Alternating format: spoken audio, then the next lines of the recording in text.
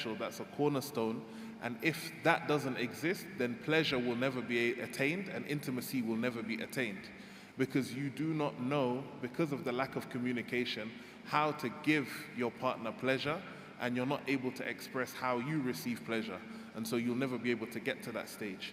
And so when we look at the sunnah specifically, and there's no explicit hadiths about the Prophet ﷺ discussing intimacy with his wives that we know of, but there are different ahadith that we analyze and we use for legal rulings and we use for understandings of tafsir, etc., that if we look at them in a different light, we can analyze the relationship that the Prophet ﷺ had with his wives, where they felt safe enough to express themselves, even if it seemed as though they were questioning his authority, even if it seemed that they were questioning his prophethood. And the way that he would react to them and the way that he would accommodate them is a blueprint that we can follow in our marriages, and I'm speaking as a man to men, for our women to be able to express themselves to us so we can better fulfill their needs.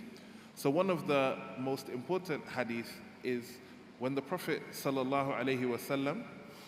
actually I won't go with the most important one, I'll go with a lighter one and then I'll get to a more important one. So when I was studying, there was a book in the tradition called the Shama'il Muhammadiyah, which is the Muhammadan attributes. And it's a collection of hadith by Imam Tirmidhi, who is the third Imam of hadith after Bukhari and Muslim, that he wrote specifically detailing the details of the Prophet ﷺ's appearance, his lifestyle, his clothing, the way he spoke, the way he walked, the way he dyed his hair, his objects that he possessed in his house, etc. And so as we were going through, chapter by chapter, I was studying it with my Sheikh Muhammad Al-Khamis,